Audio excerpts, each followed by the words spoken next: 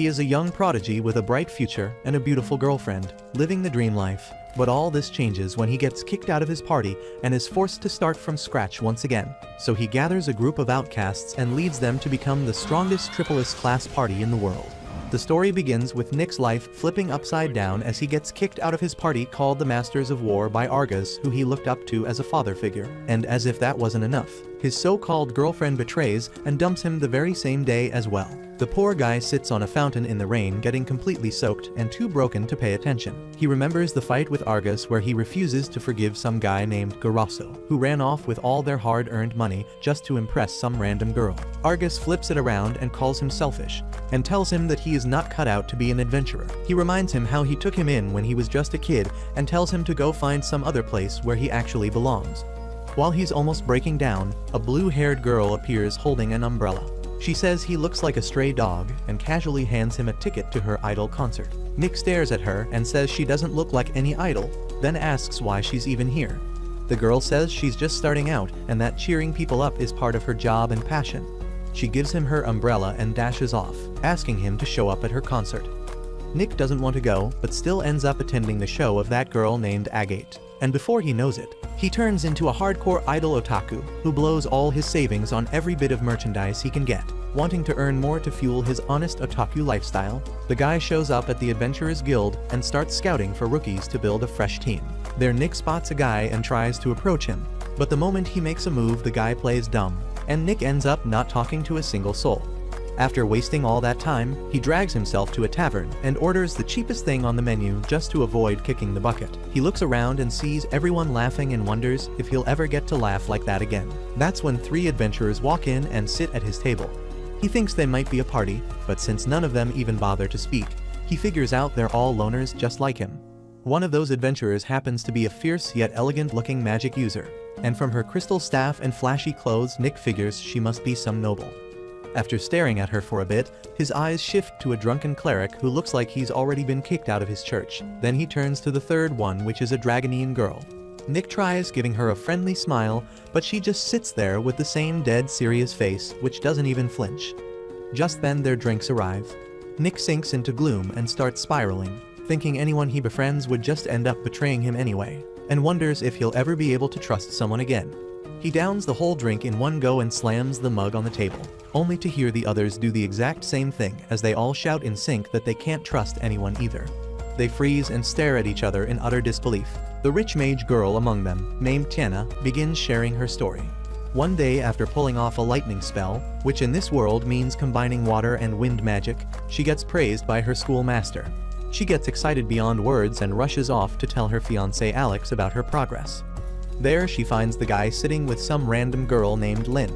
She sits beside him, too kind to even realize that her man is cheating on her, and happily shares how her teacher loved her lightning magic. But then she finally notices the girl next to him and asks who she is. Out of nowhere, her fiancé starts accusing her of bullying Lynn at school and then goes on a rant saying all she ever does is brag about her magic. He suddenly snaps, claiming he always felt looked down on because of her. And right then and there he breaks off the engagement, dumping her on the spot and marrying Lynn in front of her eyes. After Tiana's school ends, the poor heartbroken girl starts looking for a job, but everywhere she goes people turn her down, saying a noble lady like her is way too soft for real work. After getting rejected from every place she tries, Tiana ends up at a racetrack and somehow wins her first few bets, making a ton of cash right away.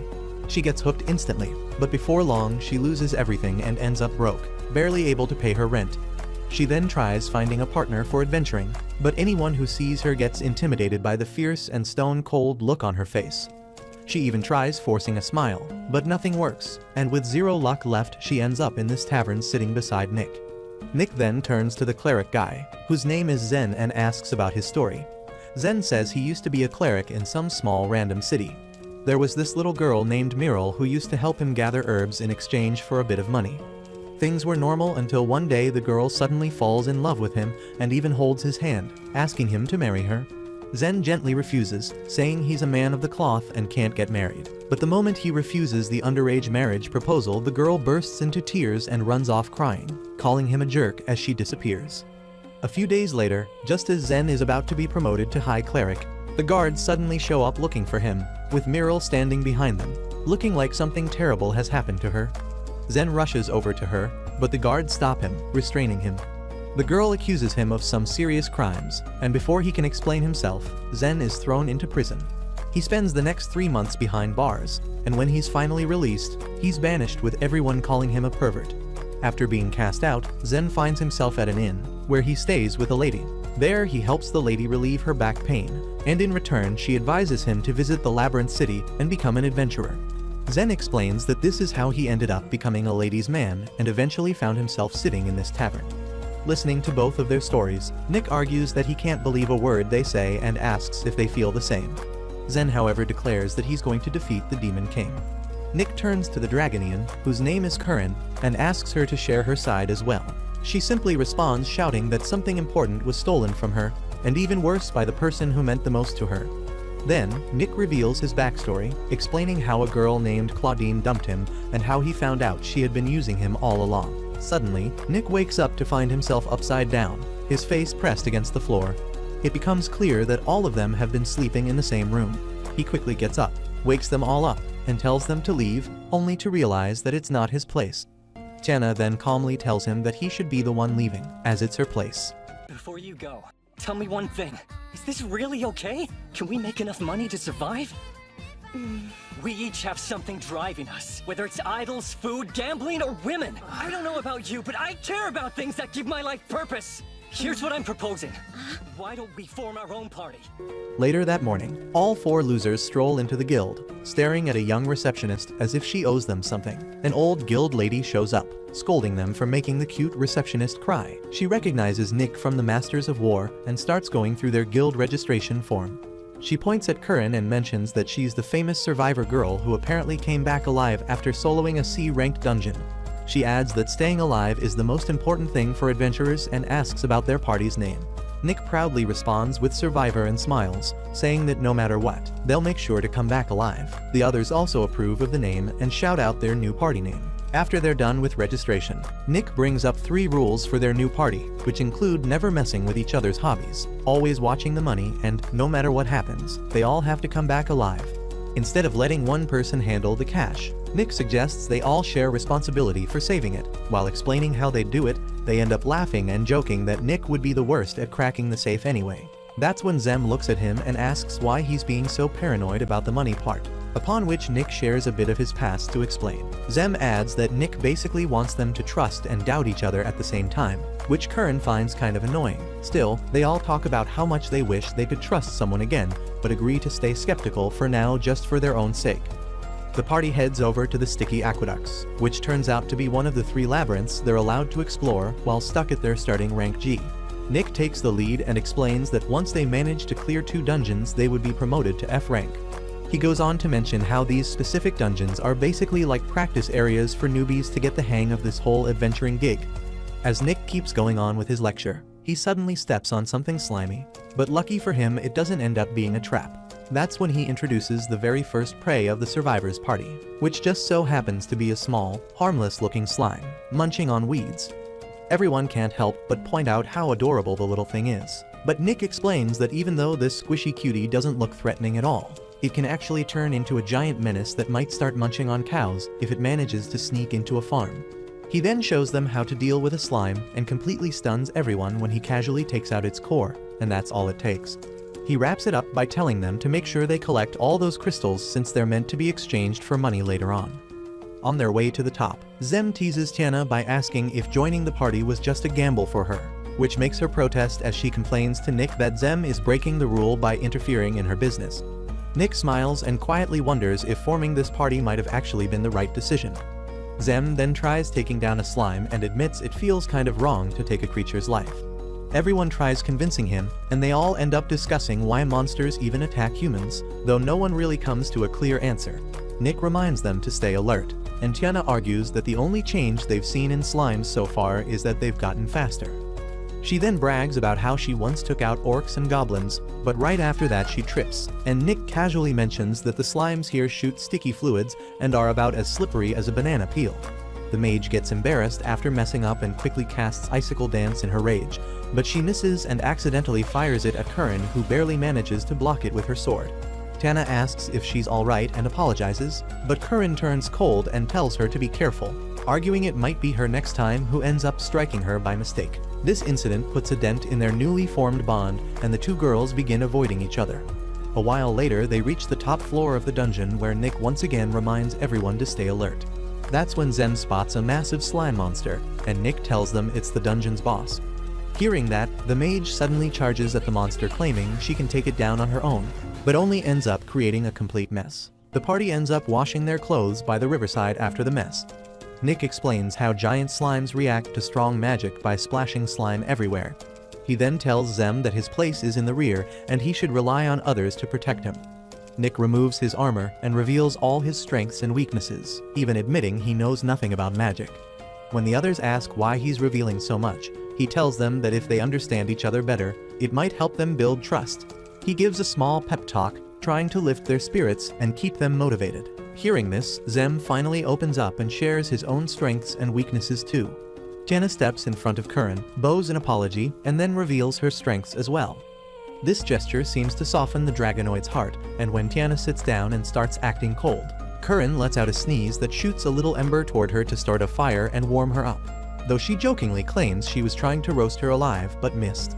That little moment finally seems to patch things up between the two.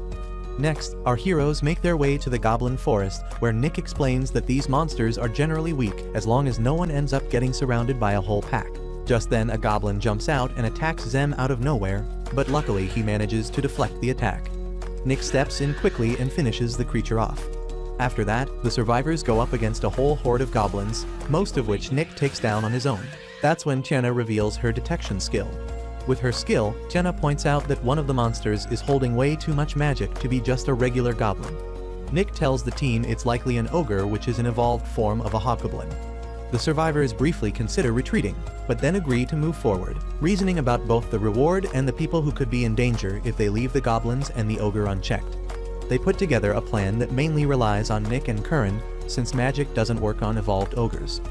On their way, Curran and Tiana again bring up their trust issues nonsense, and end up agreeing to give each other another shot. All of a sudden, Curran senses a monster nearby and takes off after it, with the others quickly following behind. Zem casts a magic buff to boost their strength, while Tiana uses her spells to clear the path ahead. As the battle heats up, the talking ogre orders its minions to attack. Curran's legs start to tremble as she wants to trust Tiana again, and Tiana feels the same. The two finally place their trust in each other, and the mage casts her spell, which passes cleanly through Curran without harming her, clearing all the goblins in its path.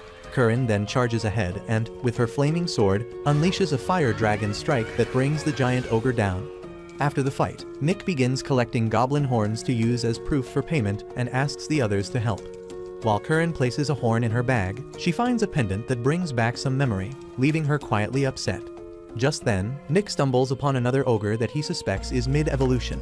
He struggles a bit during the fight, and after pulling out the horn, he loses his grip. The horn slips from his hand and falls right onto Curran's pendant, cracking it. We see a flashback where Curran lies limp on the floor of an eerie dungeon as she groans in pain until a nightmare-sized insect crawls over her face and jolts her awake. She pulls out her pendant and stares at it, trying to process that it wasn't just a dream. Back when she was with her last party, Curran walks through the market while a scheming merchant notices how much she likes a pendant and tries to scam her. As she walks away, he yells that Dragonian monsters like her should be careful since she damaged his goods with her dirty paws and threatens to call the knights on her if she doesn't pay up. Curran begins to worry, but a blonde man named Kalios appears and reminds her not to stray from him when she's shopping. The scummy merchant complains to Kalios about Curran's oopsie, so the man grabs the pendant from him and tells her to go ahead and scratch it again, leaving both of them speechless. He makes a bold bet that he'll pay double if she's actually guilty, and then has Curran peel it like a potato, exposing the merchant's filthy scam. Without making a big deal, he pulls out the real pendant Curran liked from his pocket, and, after getting his money back, hands it to her before making a smooth and confident exit. You see, Dragonians are a proud demi-human race whose destiny is to aid the hero and save the world, which is exactly why she spent every single day supporting Kalios' party. The next day, Curran is polishing her family's dragon gem when Kalios asks if she's ready to head out and tells her to leave her things behind since no one would dare steal from them. With that, Curran follows the man she's proud to serve with all her heart on a mission where, as usual, the others shower her with compliments, though it's Kalios' approval that brings her the most joy. Afterward, she offers to help with the grunt work. but Kalios tells her to trust her party and save her strength for when it truly counts. As they near the boss, the pot snake, he assures her he's got her back, and Curran charges in without hesitation. She slams her shoulder into the pot, which enrages the serpent and draws its full attention to her, prompting the rest of her party to jump in. She asks Kalios why it's glowing like that, but he keeps telling her to just trust them and hold its focus. She keeps calling out to him until the serpent coils around her and paralyzes her with its toxic breath, leaving her gasping for air and dropping like a sack of potatoes. The blonde guy and his party begin gathering the loot and casually thank their tough dragon girl for being the perfect bait for the famously lethal poison. The last thing she sees before blacking out is all of them walking away without a single glance back at her life. Later, she manages to crutch her way back, fueled by rage and determined to retrieve the dragon gem her father gave her, since it's crafted from the finest materials and has grown stronger alongside her throughout her life. Filled with conviction, she finally collapses just outside the inn, where the innkeeper tells her that Kalios and his party claimed she died and then vanished. She asks what happened to her belongings, and he says Kalios promised to return everything to her family. Curran gets a flashback of his warm face telling her to trust him, and almost throws away the filthy gift he gave her. But then the grief overwhelms her, and her knees give out completely. After that, she goes through a period of soul searching until one day, while starving, she sees an adventurer enter the tavern, and quite literally blows the door open. She overhears that he's Fifths, the famous solo eater. She quietly watches him enjoy the feast with the kind of joy a Mexican shows while eating tacos, and it somehow inspires her, so she orders the same meal. Later, she finds out the guy is a legendary solo hunter by day and gourmet food lover by night, so she decides to follow him around every day thinking he can't see her like John Cena. Fifths notices what she's doing and starts tossing hints her way on what to buy without making a big deal out of it. The next day, she returns the favor by saving his sword from a drunk guy at the tavern, so he gives her a simple thanks. But she thanks him from the bottom of her heart because he is the man who showed her what good food really tastes like and helped fill the massive hole left in her once innocent soul with food. Still, Curran quickly figures out that eating all this great food costs money, which she doesn't have any of, and that's the day she ends up meeting everyone at the guild. Back in the present, Nick searches all over for a pendant like Curran's and starts thinking it's even more terrifying that she didn't get mad at him. That's when he suddenly hears Agate call out from behind, pleasantly surprised that he doesn't look nearly as homeless as before. Later, he chats with her by a fountain, where Agate bluntly tells him it's pretty selfish to expect forgiveness just by replacing her pendant, but then adds that it's fine since her own selfishness is what led her to meet him. She tells Nick that maybe he should become Curran's gift himself, which gives him a very wrong idea. Sometime later, he finds her in the market happily munching on some piping hot squid balls, and she tries to get him to try the super spicy dumplings topped with wriggling worms which nearly send him to the afterlife, but Nick is glad to see Curran smiling again. After that, he asks Curran if her pendant really meant a lot to her, but she tells him not to worry about it too much, and says she actually feels much happier now that it's gone. Later at the guild, the party's small gathering is interrupted by a catgirl who invites them to the back. There, an old lady gives Theme a quest to explore the labyrinth of bonds and recover a legendary artifact hidden deep within. The old lady explains that their mission is to locate the Kizuna blade and even promises to pay them each time they try even if they fail.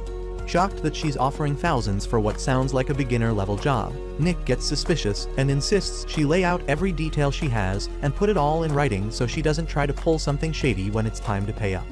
With that settled, they charge through the dungeon like it's a casual adventure hunting for the sword, while Nick still can't shake the thought of Curran's pendant. Zem is amazed by the labyrinth's scientifically advanced design, but Nick tells them all to stop chatting and focus on spotting any hidden passages. Meanwhile, a mysterious voice watches their progress through surveillance cameras, eager to see whether this mismatched party can actually survive until the very end. Moving down the stairs, Nick leads the party as far as their map goes until they arrive at a dead end. But he quickly notices that the lamps are supposed to be red instead of green, so Nick rushes straight in, saying he likes to be thorough, and also maybe because he smells a hidden room full of money like Mr. Krabs. A door suddenly opens up, and they head inside. They find a big, dark room with tanks lined up, so Tiana asks if they seriously have to search the whole place, but Nick points out the obvious and heads straight toward the pedestal with the shining light. Tiana quickly stops them and scans for any traps using her magic sight, and the space shows up suspiciously clear, but the moment they get near the pedestal, the lights suddenly pop on and a voice calls out to the party and congratulates them on their brave journey. as the old man's voice coming from the sword keeps spouting nonsense. Nick ignores it and carefully examines the broken sword sitting there. Tiana thinks it might be a magic sword, but Nick calls it more trash than his waifu, which really sets off the talking sword. Nick tells the senile blade to quit going full Shakespeare on them and just tell them where the Sword of Bonds is. They're all shocked when the sword says it's exactly what they've been looking for. Pretending to go along with the old-timer, Nick says he won't toss him out of respect for his age, which makes the sword curious why no one's equipping it. Once it figures out that none of them actually use a short sword, it starts panicking about what they plan to do with its greatness, so Nick casually says they're obviously gonna sell it for some sweet cash. The sword immediately bursts into tears, crying that it doesn't want to be dumped again like the liars at the guild. When Tiana asks what the old man is even rambling about, it reveals that the guild that developed it, the prototype sword Kizuna, sealed it in the labyrinth afterwards so no one could ever get their hands on it, and it's been waiting for a worthy partner ever since. Nick tells it he understands, but he also understands money more. Kizuna begs him to use its power for something good instead of pulling an elan while a machine nearby starts rumbling ominously to life.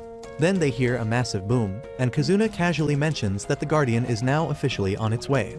Out of nowhere, a huge goop monster bursts in and forces them all to run for it. Tiana fires some sharp icicles straight into its ugly face while Curran charges in headfirst to slice it clean in half. But Kizuna realizes something's off, and before Nick can shout a warning, the creature reflects the icicles right back into Curran and drops her to the floor. Nick rushes in to cover the others by attacking the monster and yells at everyone to make a break for it while he keeps its attention. He quickly realizes that his attacks are doing absolutely nothing as the sword explains it's made of nanomachines and begs Nick to use its power, because that's his only real shot at surviving. Out of desperation, Nick's glowing blade of light gets larger, while the others struggle to get past the unbreakable door blocking their escape. As he glances at each of them, the sword tells Nick to imagine Curran in his mind and chant Union, but the light suddenly vanishes, so he yells at the hunk of junk for lying. He tries to lop off a piece of the monster anyway, only for the Guardian to smack him out of existence and yeet him into a hole in the ground like a golf ball. Seeing as their attacks don't work, Tiana gets the big brain idea to freeze it with ice magic and gives Curran a chance to save Nick. The moment she leaps into the hole though, it breaks out of the shell, leaving the two mages to buy time. Meanwhile, inside the rubble, Nick realizes he's fractured some ribs and considers giving up until he hears Curran call out to him. He tells her to escape with the other two while they can, which makes her really mad, and she says it's meaningless unless they all go home together. Nick gets up and apologizes for breaking her pendant, even though she told him not to sweat about it. Curran confesses that her party leader gave it to her, and even though she was furious at his backstabbing, she just couldn't get herself to trash it, because she was hoping that he would someday come back in her life. But she's decided to move on and focus on the precious people with her now. She shocks him and says that she's glad that it's gone now and lifts him up with her precious smile. Seeing their bond strengthen, Kizuna asks Nick to activate it one more time. Back on the surface, Tiana gives up and tells Zem to stop wasting his spells on her and focus on saving Nick. As they say their last words, a blinding flash of light blasts out from behind the Guardian, which is shattered to smithereens by Nick and Curran's fusion. Kizuna explains that the Guardian's core is able to shift throughout its entire body and makes it almost impossible to land a proper hit. So Nick gathers a huge amount of magic and channels it into one massive sword strike that lights up the whole monster and completely destroys its core, though the two also collapse and their fusion comes undone. Meanwhile, at the guild, they show off the sword to the old lady and the cat girl who don't look that impressed. She calls it pretty underwhelming, probably because it's more of a vintage relic than a sword, and admits she'll pay them for the trouble they went through, which Nick approves of. But she then turns to the little white-haired midget staring at them from the back, who proudly introduces himself as Kizuna, the Sword of Bonds. Later, Kizuna laughs at how easily they conned the guild lady, which makes Nick question his whole thing about upholding justice and all. Kizuna cheekily says it's all to save a life, his life, though Zem is still confused about how it works and concerned that he chose a pretty blatant name for someone who wants to stay low-key. Later in Tiana's room, Nick empties out the sack of cash on the table, and everyone gets excited thinking about what to splurge their payday on. Kizuna gets a little confused about who he's supposed to tag along with, but Nick reminds him of the survivor's first rule that says messing with each other's fun time isn't allowed. He offers to take him to the idol concert if he can stay quiet in sword form the whole time. But after seeing him already looking bored out of his mind, Tiana offers to take him to see a race on the forbidden grounds on the condition that he doesn't complain about how she spends her money. The next day, Kizuna quietly admires the beauty of nature around him. giving off such a poetic vibe that the survivors sitting nearby can't help but notice. Tiana casually pulls out an igniter, catching Kazuna's eye as he immediately praises it with interest. She smiles and drifts into her memories, thinking about the time she spent with her professor. At the same time, teacher Nick digs out a few old relics to serve as their safe and then brings out some bronze coins, telling everyone to guard them well. Apparently, that tiny stash is all the money they've got left, so the party agrees to take on quests. The scene then flows into Tiana's past, back to the time when she graduated from magic school. She remembers the igniter her teacher gave her as a farewell gift. Along with it comes the guilt of how she ended up ruining the career of the very professor she admired the most. He got dragged into her scandal and lost his chance at the sage title he had always dreamed of. Yet even after everything, he still looked at her with a smile. As their conversation goes on, the professor suddenly bursts into laughter for no clear reason, and that laughter only grows more intense until it turns unsettling. It becomes clear that he's lost his mind and turned into a laughing maniac. Tiana looks back on his condition and feels a deep sense of pity for him, wishing things could return to how they used to be. As she rises from her bed, she wonders if she might just wake up in her mansion again. Meanwhile, Curran wakes up too, followed shortly by Zem.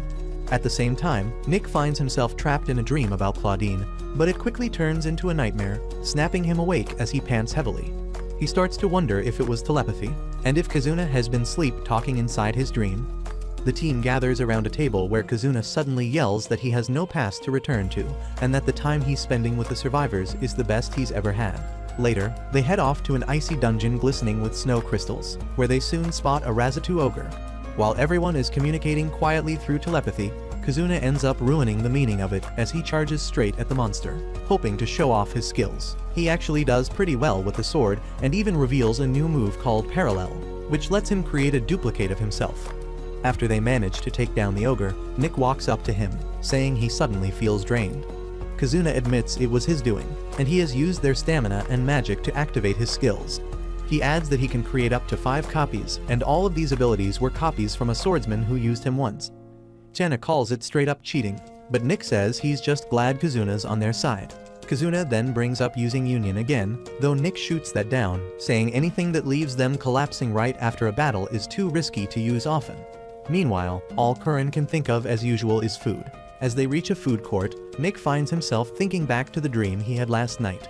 While they're sitting at the table, Curran starts tossing out some completely useless food advice. And when Nick teases her about how she's the one who eats through their budget, she just throws the survivor's first rule right back at him and shuts him up. Just as Nick starts thinking about her again, he spots his old flame Claudine sitting nearby, clearly working her charm on another poor kid who's already fallen for her act.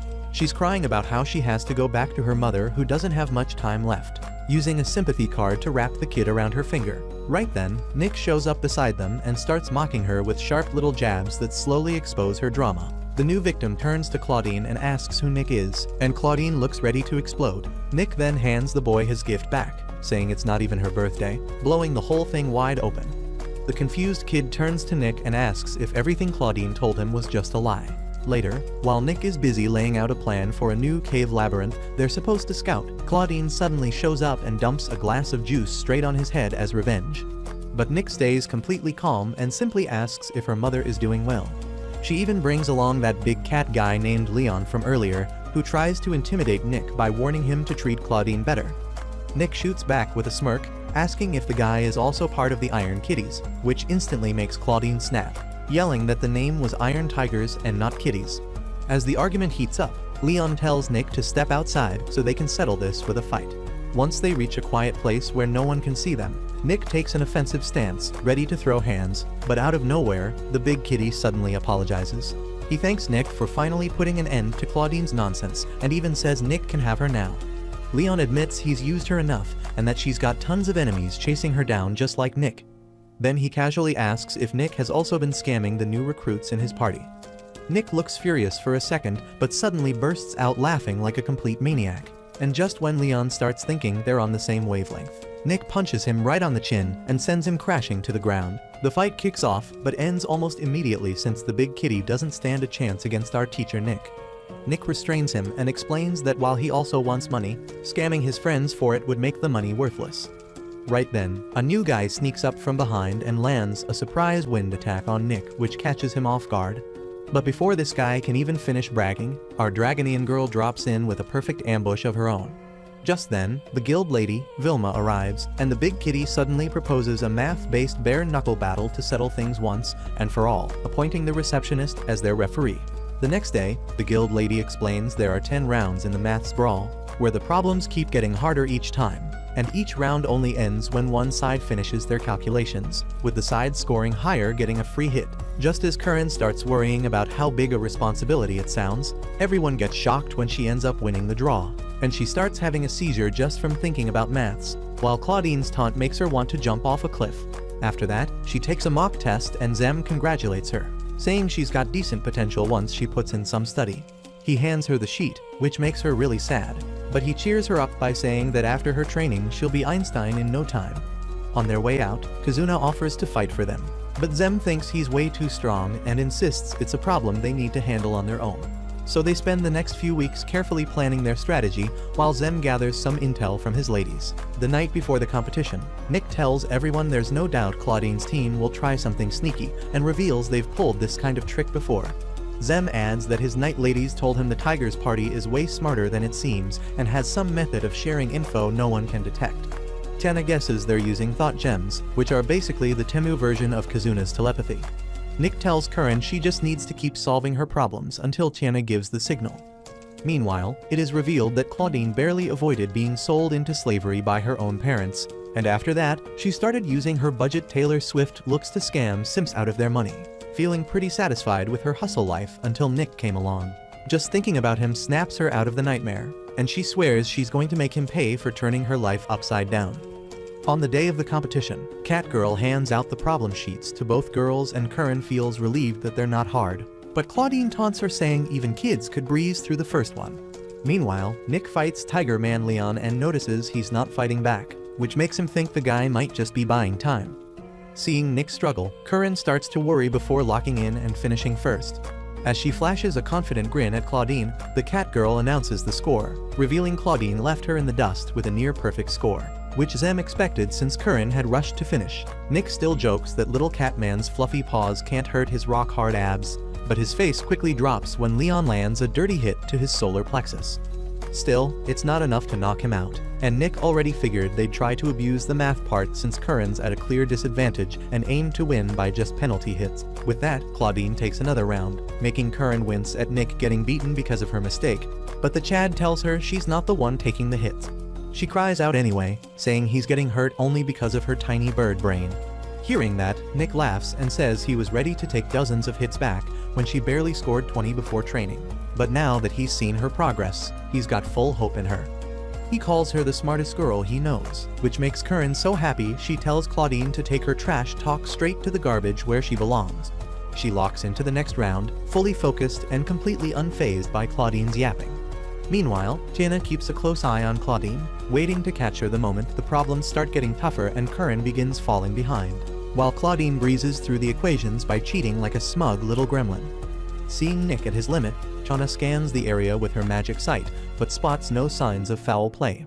After Nick takes another penalty hit, Tiana gets everyone's attention with a sharp whack of her pipe and tells the guild lady she doesn't have time to sit through a slow math match, suggesting they drop all the problems at once. The guild lady warns that doing so means whoever finishes first is basically guaranteed to win with 7 penalty punches in a row, but Nick just grins and tells her to bring it on. With that, the Catgirl hands all the sheets to Curran and the Snake Girl, and Tiana keeps her eyes sharp as she waits for Claudine to finally show her cheating hand. Seeing Curran go full throttle, Claudine gets cocky and tells her guy hidden somewhere to bring out the calculator.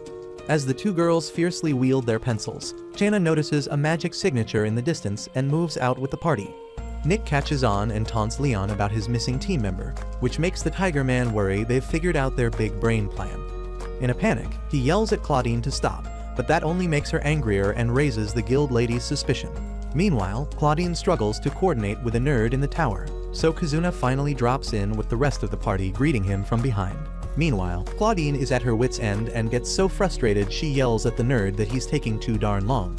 Just then, Tiana shows up with the robed idiot, waving their thought gem for everyone to see. Guild lady asks the blonde girl if she's also got one, much to Tiana's anger.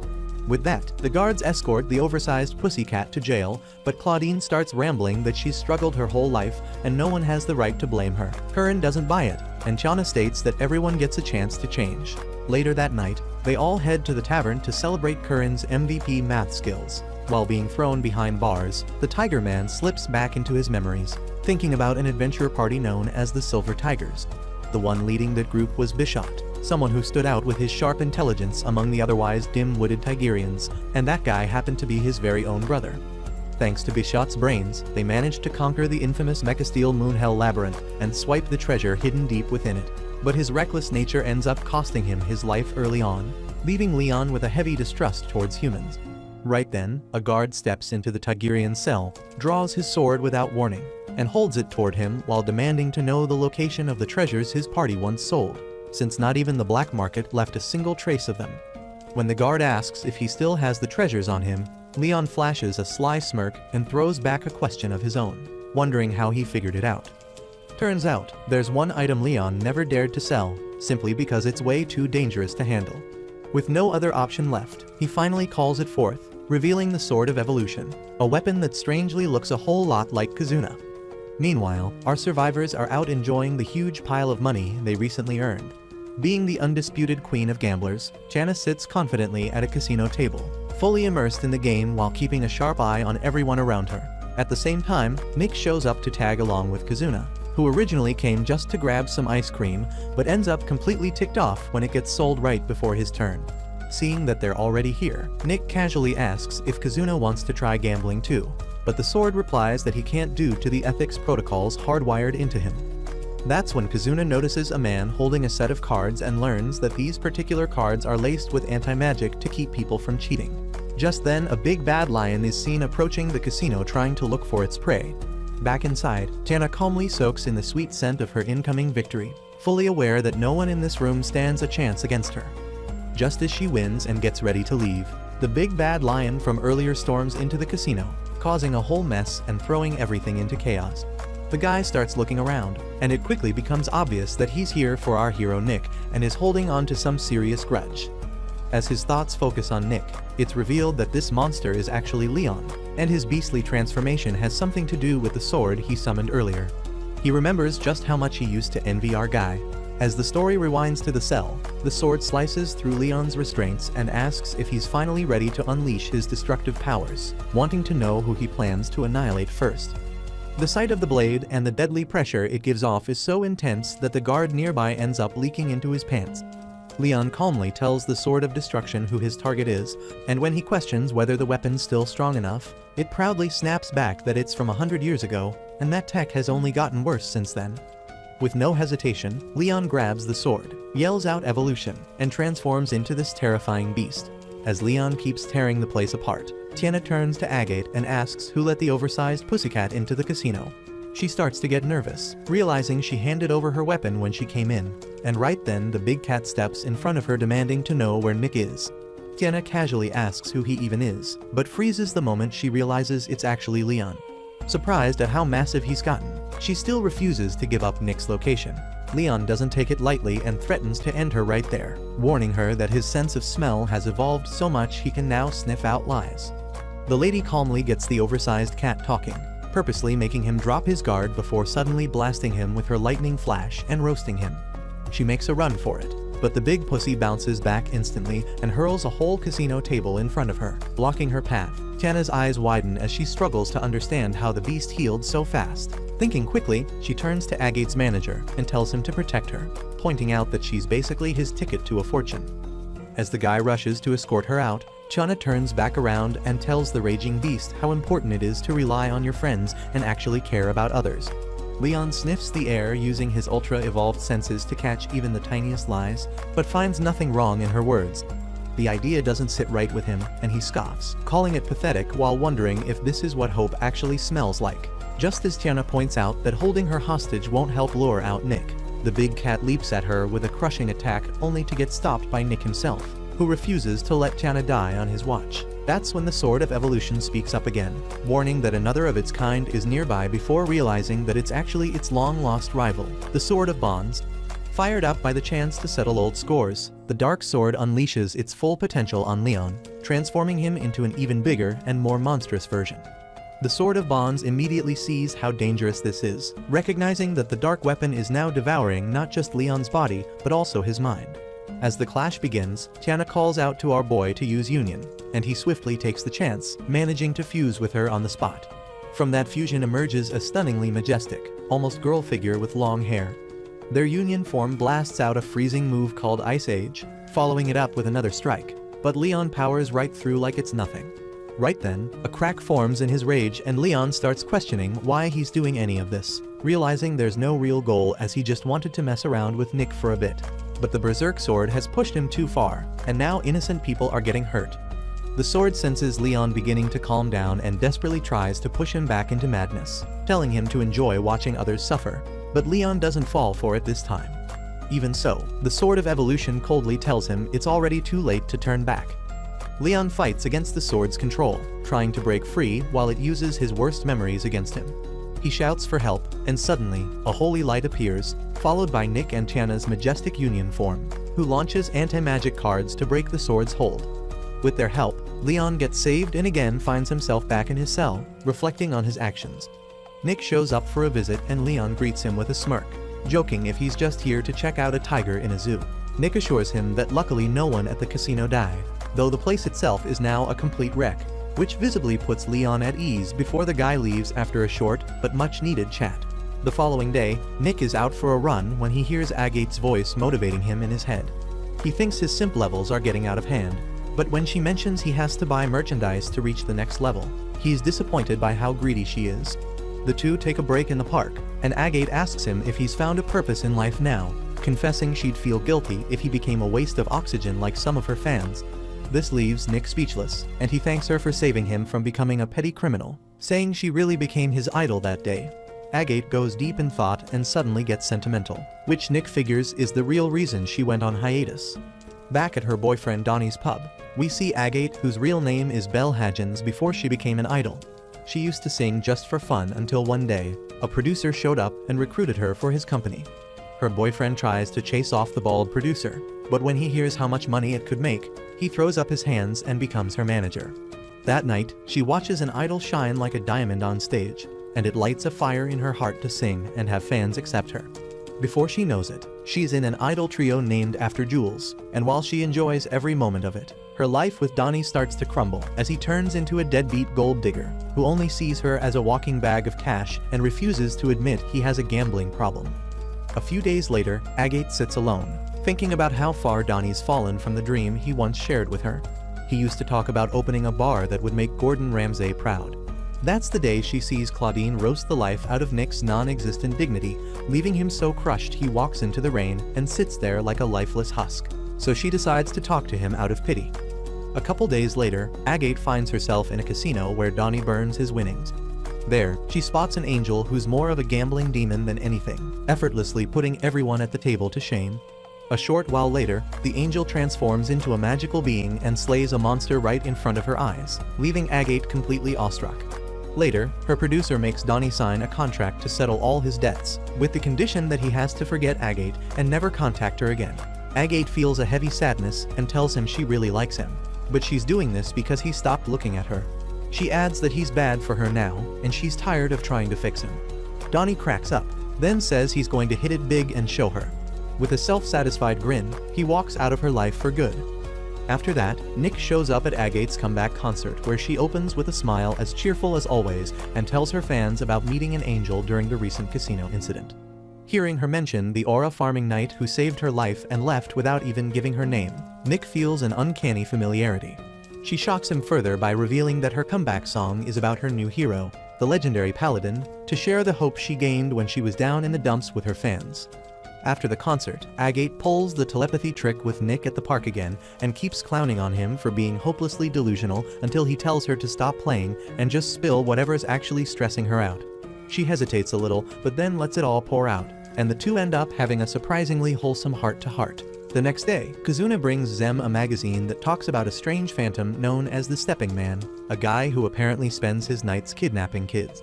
Kazuna gets super excited explaining how this guy can jump around in mid-air and how nobody has been able to catch him so far. Curran argues that they should probably stop him if he's really evil, but Nick jumps in saying the whole thing sounds fake, though Kazuna immediately starts arguing like a stubborn kid, insisting that the guy is totally real. That's when a green-haired lady named Olivia Taylor suddenly appears, thrilled to hear the name Stepping Man, and proudly reveals that she's the one who wrote the magazine article. Olivia explains that whenever something suspicious is going on in the city of Labyrinths, she always makes it her mission to dig deep and figure out who's behind it. Later that night, Zem, while being drunk, stumbles toward a narrow alley following a little girl, and right before his eyes, the child suddenly gets snatched and vanishes from sight.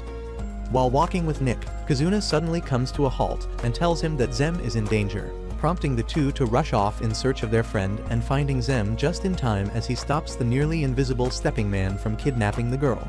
It turns out the Stepping Man is very much real, and Kazuna immediately engages him in a fight, though the culprit ends up escaping from the scene. Once they're out of trouble, Zem brings the little girl to a woman named Red who starts tending to her. Nick begins questioning the girl about who the man was and what she was doing out there. The girl responds that it really was the Stepping Man and explains that her mother had been tracking him down before ending up in the hospital. The group then finds out that her name is Riene, and Zem adds that they believe what she says. Suddenly, Riene asks Zem to take her on as his student, clearly impressed by his bravery. But Zem responds that she's at least 15 years too young to be his pupil. She then eagerly asks what she should do to train until then, and Zem simply tells her to rest and never try anything dangerous like chasing after the Stepping Man again. Rihanna quickly agrees and happily calls Zem her master. The next day, our survivors make their way to the Bounty Guild, hoping to dig up some information on the Stepping Man. But the cat lady at the counter refuses to hand out details on valuable bounties that easily and quickly recognizes Nick as a former member of the Masters of War. She hands them a simple bounty instead, assigning them a guy named Hale Hardy and promising a reward of a few 100,000 dinas if they manage to catch him. As the receptionist calls out the name of their party, the other bounty hunters in the room start paying attention and immediately recognize them, with one of them mocking them for being clueless about how bounty hunting really works. Not one to let that slide, our gambling queen Channa throws down a bet with the guy, offering him a turn. After getting their mission, the survivors head to the slums known as Garbage Collection. Hoping to track down their target there, the party approaches the gatekeeper and tries to squeeze some information out of him. Instead of being helpful, the guy rambles on about some guy named Greg, whose dog recently gave birth to 10 male pups. And just when the survivors are about to give up and walk away, realizing they're not getting anything useful from him, he suddenly warns them never to cross paths with someone named Nalgava. On their way through the area, a group of thugs attempt to rob them, but the party takes them down with ease, and Nick gets the leader to spill that the man they're hunting can likely be found in the bedrooms. The party moves forward, passing through the slums and seeing firsthand how miserable the conditions are for the people living there.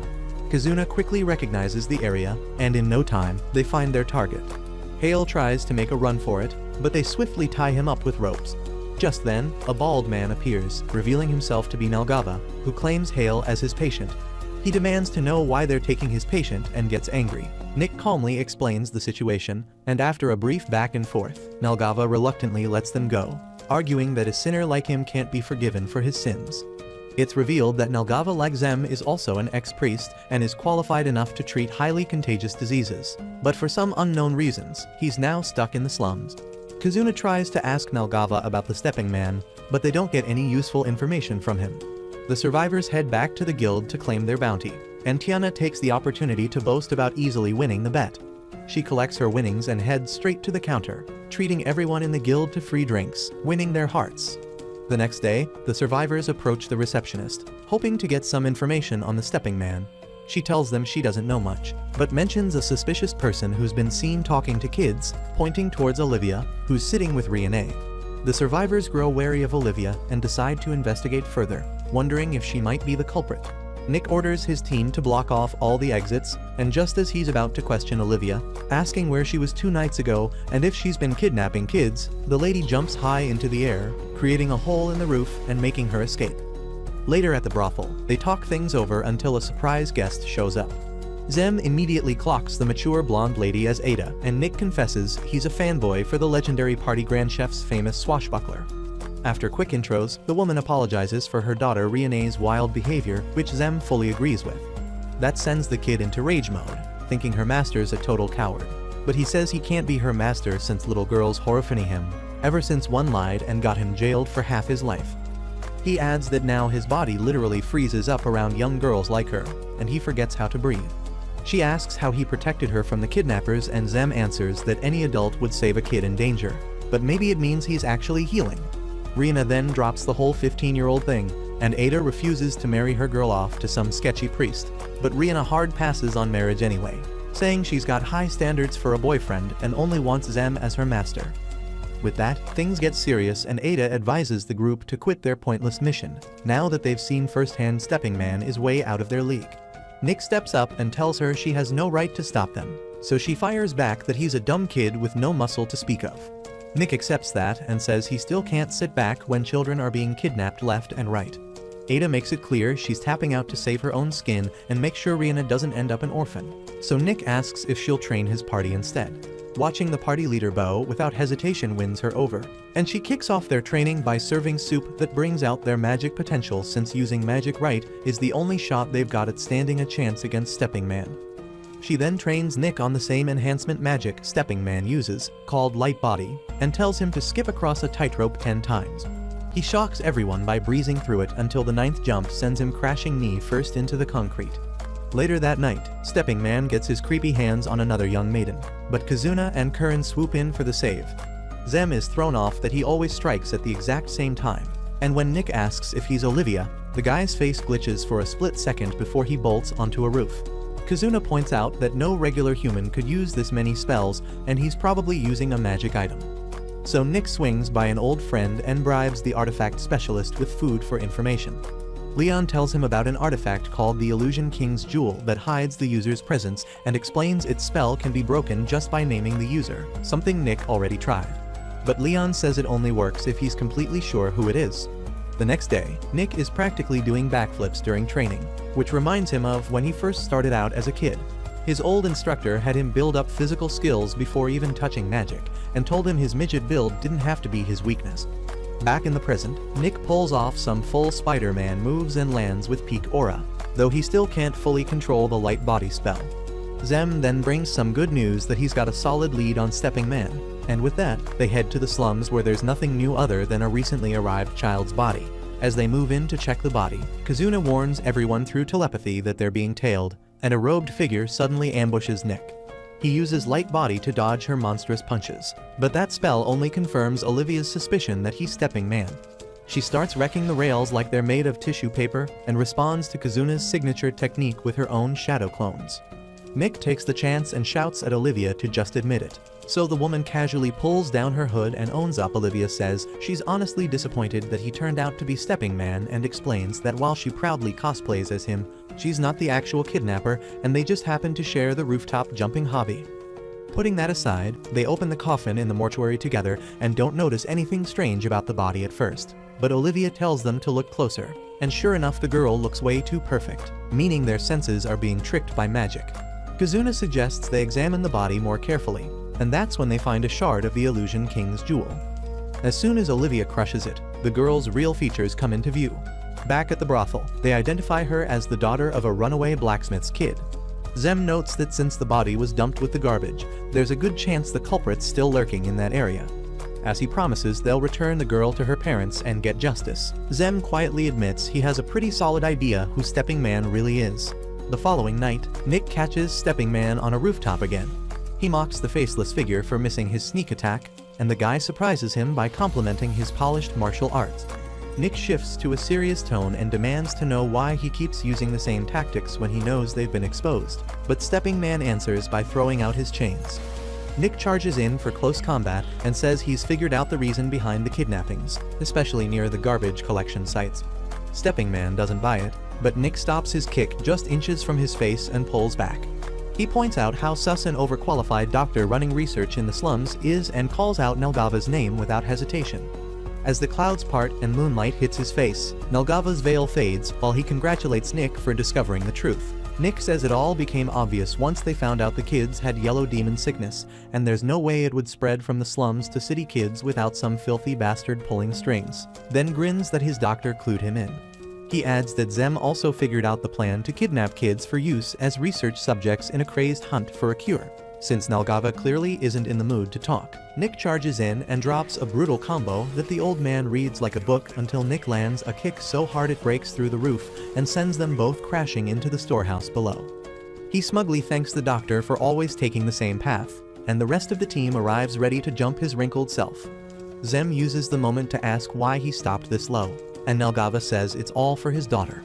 But Zem already knows yellow demon sickness is a venereal disease, and says the girl caught it by accident from a patient sample while trying to follow in her father's footsteps, though no one paused before spreading nasty rumors. The old doctor breaks into a gut-wrenching rant about why his daughter had to die and collapses as he claims he's now willing to sacrifice as many children as it takes to find the cure she needed. Zem feels let down by the senior he once admired and asks how he manages to live with himself. The doctor says he's being naive and should understand that everyone carries a dark side, and as a father, his duty outweighs what others think of his twisted methods. Zem says he's heard enough and brings the man crashing back to reality. He asks if the doctor even remembers the little girl whose life he stole, then gets furious that the bald old man already forgot one of his many victims. He tells him about the look on her parents' faces when he returned her lifeless body and how the entire neighborhood grieved with tears. Zem reminds him that all those kids aren't just nameless strays and are loved by someone, just like his daughter was. Nalgava apologizes and admits he met a priest by chance and clung to him like a desperate leech until he got accepted as a priest. Still, Zem reminds him that he's been saving lives through his clinic and says that to the people. He's always been a real doctor. Hearing the guy still spit out toxic positivity makes the bald man laugh until he coughs up blood and says stopping him won't solve everything. But Zem stands firm and says he'll take on whatever comes, one step at a time. Right then, Kazuna senses something dangerous closing in fast, and the second he warns the group, a beam of energy blasts straight through the old doctor's chest. A white masked knight appears and tells the doctor it's time for his eternal nap. He says he came to rescue him, but the orders changed, then brags about smashing their precious illusion king's stone worth billions. Nalgava just replies that his fate was sealed the moment he chose to get caught. When Zem tries to reach him, the masked knight throws him aside through telepathy and tells him not to waste pity on his enemies, mocking him to save himself instead. Curran and Tiana rush in to help, but the white mask moves faster than their eyes can keep up and sends them flying like they just got kicked straight into Narnia. While Zem heals the doctor, he tells him he always makes the same mistake by forgetting to put his comrades first, then calls his so-called kindness nothing more than a selfish need to save the helpless, and makes it clear that mindset will get both him and his friends destroyed. Right after, Nick says they need to use Union but freezes when he sees everyone barely holding on. Olivia quickly snaps him out of it by offering to buy time for him to choose, and as Zem gives the go-ahead, the lady goes full Jackie Chan and kicks White Mask into another dimension. She reveals who he is and proudly introduces herself as many things, but today she's the Dombi mommy here to put him in his place. White Mask says knowing too much ruined the cat and charges with his sword, which she casually catches like it's a hot potato before hammering him with back-to-back kicks that crack his mask and force him to fall back. As the White Mask starts to heal, Olivia figures she can't break through the ancient gear, but Nick and Zem combine powers, and for the first time White Mask actually panics. Realizing he's found a worthy opponent, he steps it up and uses gravity magic to pin Olivia to the ground. After that, he nearly crushes our protagonist with a sword that really weighs more than a mountain, so Nick switches to a speed-based approach which White Mask first mistakes for a basic stepping spell, though he quickly figures out Nick is actually jumping through mid-air. Meanwhile, just when Olivia thinks it's time to head to heaven, she notices the pressure has eased and breaks free from the gravity spell. As White Mask gets distracted by Nick's lightning-fast mid-air movement, Olivia charges like Sonic the Hedgehog and boots a massive boulder his way that he narrowly dodges. White Mask then locks onto Nick and catches him, convinced he's won, but Kazuna suddenly comes flying in like a shuriken and nails him right in the face. Still, he yanks it out like it's nothing and says he's calling it a day before making a dramatic nuclear exit. Everyone escapes the rubble in one piece, but Zem immediately hurries to the bald doctor's side. The old man reveals he has the yellow sickness himself and won't last long, so as the building rumbles, Kazuna warns everyone they have no time. With that, they rush out of the collapsing building. The next day, Zem mourns the loss of a great man from this world. Nick offers some comfort, and Curran tells him he did everything he could.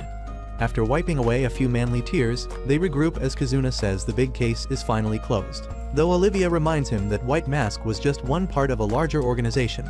there's always a top dog pulling strings from the shadows, and with their stockpile of ancient weapons, they could cause all kinds of chaos. Hearing that, Nick turns to the green-haired monster of a lady and asks who she really is in all this. She playfully calls him naughty for even asking before she casually reveals that like the Sword of Bonds, she carries the title of Sword of War. Since that day, the survivors spend most of their days in bed, realizing just how weak they really are after facing White Mask. While staring at a broken old sword, Nick remembers being in a carriage with his parents on the way to where his uncle Argus lives, when he hears his father go silent and his mother shoves him like a toy into a hidden compartment and tells him they love him very much. He hears swords clashing and someone yelling that Argus betrayed them, and he barely escapes the fatty who takes the cash and even checks the compartment. But Nick's luck turns worse when he runs into a huge man with a knife, right as the fatty catches up. Just as he shuts his eyes, the big guy finishes off the walking Big Mac and mutters an apology. Nick later learns the man is actually his uncle Argus and becomes his student, driven by the regret of being useless and failing to protect his parents.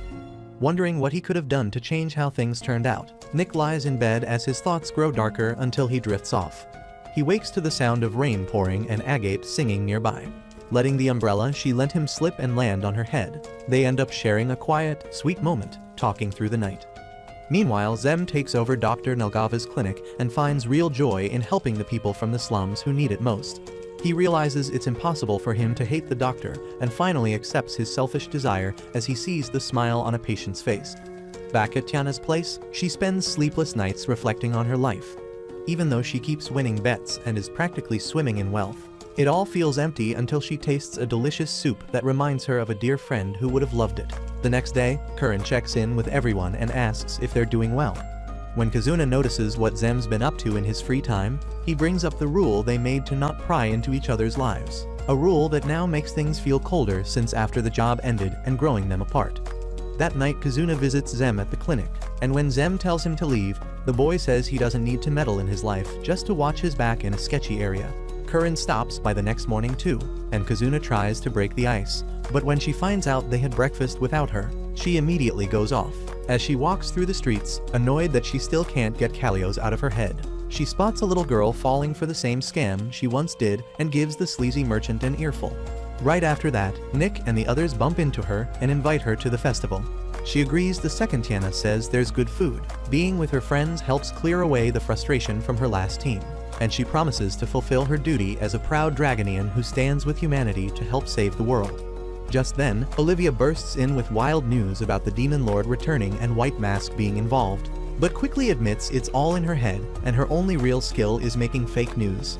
Seeing everyone together makes Curran emotional, and she finally admits she's been thinking about her lost Dragon King's stone all on her own, even while having fun with everyone. Tiana tells her she can go after it, but this time with the whole group, and says their rule doesn't count if she turns her personal quest into a job for the party. Nick jumps in and says the survivors fear no job. That cheers Curran up, and as they all raise their hands like they're posing for an awkward group photo, the fireworks light up the sky. They watch the dazzling display together as a team with renewed trust in each other. That's where this video ends. Remember to like and subscribe to the channel. Thanks for watching, and I'll see you next time.